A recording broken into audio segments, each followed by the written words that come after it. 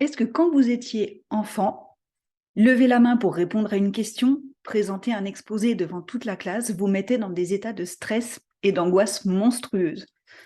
Moi, c'était mon cas, clairement. J'avais des notes très élevées à l'écrit, mais alors à l'oral, peanuts, parce que dès qu'il fallait ouvrir la bouche en public, plus de son qui ne sortait tellement j'étais stressée. La prise de parole en public, c'est un exercice qui est difficile pour nombre d'entre nous et depuis le plus jeune âge.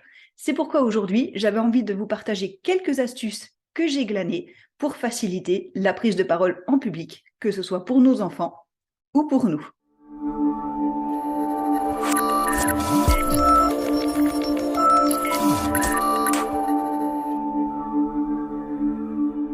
Alors, quand on parle de prise de parole en public, il y a quelques bases, quelques fondations sur lesquelles on peut s'appuyer et qui sont relativement simples et sur lesquelles on peut s'appuyer facilement.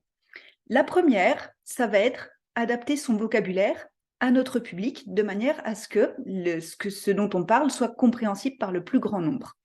Je viens du domaine médical, j'ai un vocabulaire médical spontané parce que ça fait 25 ans que je le pratique, mais effectivement, ce vocabulaire va être beaucoup plus compréhensible par moi ou les personnes initiées, dirons-nous, que par la plupart des gens.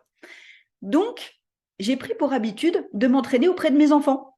Tout simplement parce que, à partir du moment où je vais parler d'un sujet et que ce sujet va être compréhensible par mes enfants qui ont 9 et 11 ans, il y a de fortes chances que si c'est compréhensible par eux, ça soit compréhensible par le plus grand nombre. Donc, mes enfants sont mes cobayes. Est-ce que vous allez faire la même chose avec les vôtres? La deuxième chose, ça va être de se préparer. Maîtriser son sujet va être quelque chose qui va nous permettre de nous sentir beaucoup plus serein à l'intérieur de nous quand on l'a suffisamment préparé, suffisamment appris. Et l'idée, c'est également de le ponctuer d'anecdotes. Pourquoi? Parce que les anecdotes vont permettre aux personnes de s'identifier, d'une part, et d'autre part, ça va également permettre de donner du rythme à votre discours, donc de faire des pauses dans les temps d'apprentissage et dans la théorie. C'est quelque chose que j'aime beaucoup pratiquer parce que des histoires, on en a tous. Et en fonction de ce que vous voulez illustrer, ayez toujours un sac à histoire dans lequel vous pouvez piocher et vous y référer facilement, parce que comme ça, même s'il y a une histoire dont vous ne vous rappelez pas exactement, vous avez d'autres histoires que vous pouvez raconter. L'idée, c'est de s'entraîner en mouvement. Pourquoi? Est-ce que vous avez déjà vu un enfant qui apprend une poésie? Moi, je ris de regarder mon fils de 9 ans qui apprend sa poésie parce qu'il tourne, il fait tout un circuit dans la maison et il tourne en me récitant sa poésie. Et en fait, c'est très intelligent parce que le mouvement permet de faciliter l'apprentissage. Donc, chose que souvent, on a perdue en tant qu'adulte. Donc, l'idée, c'est une fois que vous avez préparé votre contenu, c'est de l'apprendre effectivement en marchant. Une autre astuce peut être de vous enregistrer. Maintenant, l'avantage avec les smartphones et les micros, on peut facilement s'enregistrer.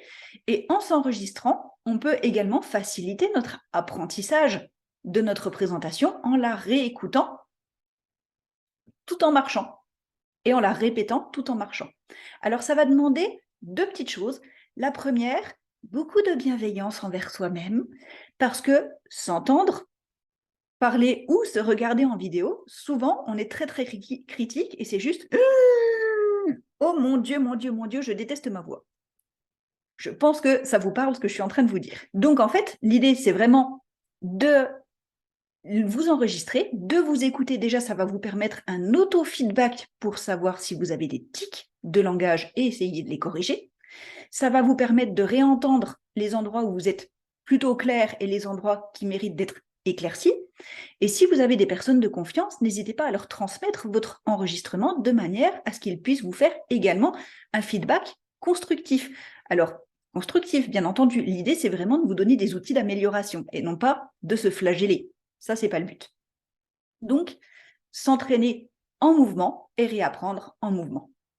Une autre chose utile va être la gestion du stress, parce que forcément, quand on va être amené à parler devant des gens, à parler devant une caméra, mais encore plus en direct, le stress est là et c'est normal. Le stress, c'est ce qui va nous permettre d'être vivant, entre guillemets, d'avoir les mains un petit peu moites, de ne pas être trop statique, trop fixe, et donc de pouvoir partager des choses et de la vie avec les gens avec lesquels on va communiquer. Donc, première chose qui va aller avec la technique d'apprentissage, gérer le stress, c'est maîtriser son sujet, c'est connaître la structure de sa présentation. Et pour vous faciliter cet apprentissage et le déroulement de la structure, vous pouvez imaginer que chacun des passages correspond à la visite dans votre tête d'une pièce de votre maison. Dans l'entrée, c'est l'introduction. Vous allez parler de ça, ça, ça et ça. Ensuite, vous allez passer dans la cuisine. Dans la cuisine, vous allez parler de ça, ça, ça et ça. Et ensuite, dans le salon, vous allez parler de ça, ça, ça et ça. Et en procédant à cette visite virtuelle au niveau de votre cerveau, ça vous permet de faire ce cheminement, ce circuit qui vous permet de vous rassurer sur le fait de ne pas oublier de choses importantes. Une chose qu'un de mes amis m'avait glissé à l'oreille le jour où j'ai présenté ma première conférence, c'est « tu sais, il n'y a que toi qui sais ce dont tu vas parler. Donc si tu en oublies un morceau, personne ne le verra, personne ne le saura. Donc, déstress. » Et effectivement, j'en ai oublié un gros morceau, mais pour le coup, ça ne s'est pas vu. La deuxième manière de gérer le stress va être de respirer et de se faire un petit rituel anti-stress. Moi, j'aime beaucoup utiliser la respiration alternée. Si vous ne la connaissez pas, c'est tout simple. On va inspirer par une narine, expirer par l'autre, inspirer et expirer. Alors l'idée, moi en général, je mets mes doigts de cette manière-là, mais je n'avais pas trop envie de vous donner le gros plan sur mes narines. Donc la respiration alternée, ça va vraiment permettre de poser le petit vélo qu'on a dans la tête et qui met le stress. La deuxième chose que j'aime beaucoup faire, c'est prendre une goutte d'huile essentielle, un mélange de mon choix qui va être anti-stress. Vous savez, moi, j'utilise beaucoup les huiles doTERRA et j'aime le mélange Peace, j'aime le mélange Adaptive. Ça va être vraiment pour moi des mélanges qui sont apaisants au niveau de mes émotions. Et au niveau de mes émotions, j'aime aussi beaucoup le mélange Passion avant la prise de parole en public, justement parce qu'il me donne la passion, il me remet de la passion encore plus pour diminuer mon stress. Et je vais prendre une goutte dans la main, frotter mes mains, et en masque autour du nez et de la bouche. Pourquoi? Parce que je vais allier les effets de la respiration aux effets aromatiques des huiles essentielles. La troisième astuce que j'avais envie de vous partager et qui m'avait été aussi donnée par un de mes amis, si vous êtes stressé, dites-le tout simplement. Le simple fait de l'exprimer, ça va vous permettre de faire baisser d'un cran.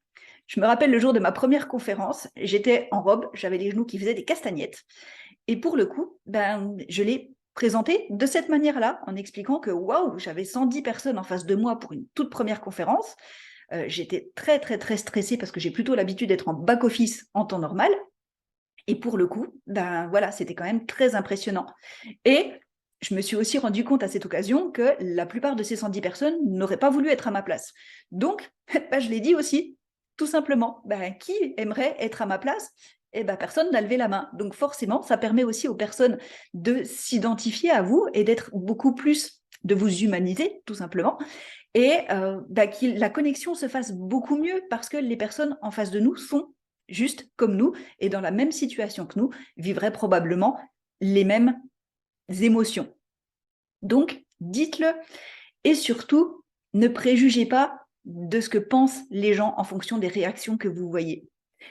Une anecdote qui m'a beaucoup fait rire. Un de mes amis, lors de sa toute première ou deuxième conférence, il a été conférencier depuis peu de temps, sur scène et au premier rang, pendant toute la présentation de sa conférence, voyait un homme qui bâillait et rebâillait. 45 minutes de conférence, une cinquantaine de bâillements, mais quelque chose de monstrueux. Et dans sa tête, le petit vélo, oh, mon Dieu, ça doit être hyper pas intéressant, il s'ennuie, il se fait suer. Et vous voyez le scénario qui peut se mettre dans notre tête et qui commence à nous faire paniquer complètement. Et en fait, à la fin de sa conférence, ce monsieur-là est arrivé vers mon ami pour lui expliquer tout simplement, lui présenter ses excuses en disant « Je suis désolée, j'ai passé mon temps à bâiller pendant votre conférence, mais j'ai trouvé ça tellement génial. J'étais gênée de bâiller autant parce que j'ai eu des problèmes de transport, de mémoire. Et en fait, ce monsieur-là avait très peu dormi pour pouvoir réussir à arriver à la conférence à l'heure. Et du coup, il était dans un état de fatigue monstrueux qui a entraîné ces bâillements. Donc, ça n'avait rien à voir avec le désintérêt de la conférence, juste à des circonstances extérieures. Mais il avait adoré et il est venu dire à mon ami qu'il avait été, que la conférence était géniale et s'excuser du coup de ses bâillements intempestifs tout au long de la conférence. Donc, ça a vraiment permis à mon ami de se rendre compte que entre ce que nous on imagine et le scénario qu'on se fait et ce qui est réellement, des fois, c'est diamétralement opposé.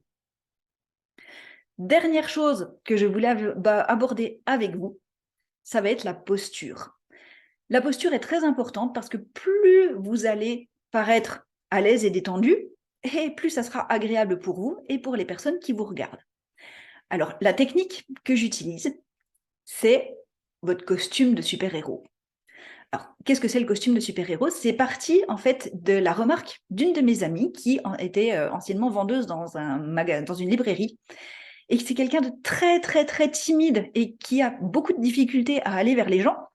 Et elle s'était rendue compte que quand elle mettait son veston à l'identité de la marque, de la grande marque de librairie, et ben là, elle n'était plus la personne timide qui n'osait pas aller vers les gens, mais elle était la vendeuse qui était là pour offrir un service, renseigner, faciliter la vie des gens. Et son comportement se modifiait. En fait, elle avait beaucoup plus d'assurance parce qu'elle avait mis son costume de super-héros, son costume de professionnel. Alors, quand vous devez prendre la parole en public, quel va être votre costume? L'idée, c'est de trouver une tenue dans laquelle vous allez être suffisamment à l'aise et adapté à la situation également. A priori, le pyjama panda, c'est pas forcément, vous allez être à l'aise, mais c'est peut-être pas forcément la meilleure idée. Mais quel va être votre costume? J'ai une autre amie pour qui ce sont les sous-vêtements. Elle met sa culotte porte-bonheur et le fait d'avoir sa culotte porte-bonheur, hop, elle sait que rien ne peut lui arriver. Elle a son gris-gris sur elle. La deuxième astuce, ça va être de faire face à votre auditoire sans regarder forcément une personne en particulier, mais juste être face à l'auditoire pour garder le contact avec eux. On peut aussi avoir quelque chose dans les mains. Je ne sais pas si vous avez remarqué, mais on ne sait jamais quoi faire de nos mains. C'est toujours la grosse problématique quand on est sur des photos. Tout le monde est toujours en train de chercher quoi faire de ses mains. Donc si vous avez un micro, le micro-main a l'avantage de vous occuper déjà une des mains. Si vous avez un micro-casque ou pas de micro, peut-être que ça peut être quelque chose, un gris-gris à avoir dans votre main, un flacon d'huile essentielle en expliquant que le fait de le tenir, ça vous aide. Pour le coup, c'est l'huile essentielle que vous avez utilisée, que vous avez respirée avant la conférence. Ça peut être vos notes qui, en plus, a le deuxième effet positif de pouvoir vous y référer si jamais vous avez l'impression d'avoir un trou et d'oublier quelque chose. Donc, ayez quelque chose dans vos mains qui va vous permettre de les occuper, tout en évitant de trop bouger. Pourquoi? Parce que quand on fait énormément de déplacements, ça va distraire les personnes qui vous regardent et ils vont être moins attentifs au contenu de ce que vous allez dire. Par contre, bougez un petit peu. Pour reprendre l'exemple de ma toute première conférence, je vous disais que j'avais les genoux comme des castagnettes. C'était tellement impressionnant pour moi que je n'ai pas bougé du tout. C'était juste impossible. J'étais figée sur place. J'arrivais à dire ce que j'avais à dire, mais alors les mouvements, c'était juste pas possible. J'avais l'impression d'avoir les pieds vissés au sol. Et c'est là où ça peut être très intéressant d'avoir quelqu'un de proche de vous dans la salle. Dans mon cas, ça a été le cas. Mon fameux ami conférencier était là. Et voyant ma détresse, quelque part, il est juste arrivé vers moi et m'a glissé 2 conseils dans l'oreille. Le premier, ça a été « va boire un petit peu d'eau ». Pourquoi? Parce que pour aller boire un petit peu d'eau, ça fait forcément une pause, ça m'oblige à me mettre en mouvement et ça fait retomber un petit coup de stress. En plus, ça détend au niveau de la gorge, donc c'est parfait. Parce qu'on a un peu souvent la gorge sèche et tout irrité quand on est un peu stressé. Et le deuxième conseil qui a été primordial pour moi, il m'a dit « fais comme si j'étais la seule personne à qui tu t'adressais dans la salle. Partout où tu poses ton regard, fais comme si c'était à moi que tu t'adressais. C'est un de mes amis, j'ai confiance en lui, je connais sa bienveillance, donc si je bafouille, si je me trompe, si j'oublie des choses, si je reviens en arrière, je sais qu'il ne va pas me juger, mais que justement, il va me soutenir. Et ça a été vraiment primordial pour faciliter la prise de parole en public. En conclusion, une chose toute simple, une expression toute simple, fait vaut mieux que parfait. La toute première conférence, la toute première prise de parole en public que vous allez avoir, ça risque de ne pas être à la hauteur de ce que vous souhaitez. Ça ne veut pas dire que ça n'a pas d'impact chez les gens. Clairement, ma première conférence n'a pas été à la hauteur de mes standards, mais au vu du nombre de personnes qui sont venues me voir après et de l'impact que ça a eu, j'en suis restée vraiment stupéfaite. Donc comme quoi, on en revient toujours, entre l'idée de ce qu'on se fait et ce que les autres en retirent, souvent, il y a un écart. Donc, fait vaut mieux que parfait. Pourquoi? Parce que c'est l'entraînement qui permet d'arriver à la maîtrise d'une discipline. Regardez vos enfants quand ils apprennent à marcher, ou un enfant quand il apprend à marcher, eh ben, son premier pas, il est chancelant, il n'est pas forcément très sûr de lui, et puis il se casse la binette, et il se relève, et il recommence, jusqu'à avoir la maîtrise de la marche, et au point d'être suffisamment à l'aise pour ne même plus y penser. C'est exactement la même chose. Plus vous allez pratiquer, plus vous allez faire, plus vous allez être confronté à cette prise de parole en public ou en vidéo, et plus ça va devenir facile pour vous. Et pour terminer sur cette histoire-là, il y a quelques mois, j'ai retrouvé une des toutes premières vidéos que j'avais réalisées. C'était au moment du premier confinement, quand on faisait des vidéos d'éducation client pour l'accompagnement, l'éducation aux huiles essentielles, et je faisais une vidéo sur le stress. Et quand j'ai revu cette vidéo, je me suis dit, oh mon Dieu! Clairement, je l'ai planquée dans un coin bien caché de mon drive, histoire d'être sûre que personne ne va tomber dessus, tellement c'était une catastrophe. Une vidéo sur le stress où la personne qui l'anime paraît plus stressée que les gens qui l'écoutent, a priori, c'était pas forcément terrible. Mais donc, je l'ai bien planquée, mais je la garde. Et pourquoi je la garde? Parce que quelque part, elle me montre aussi le chemin que j'ai déjà parcouru. Il y a encore des améliorations, bien entendu, mais ça m'a vraiment permis de concrètement voir l'évolution qu'il y a eu. Donc, gardez ces vidéos, progressez, ayez du feedback et surtout, amusez-vous. Je vous souhaite une très très belle journée et je vous dis à très bientôt. Bye bye.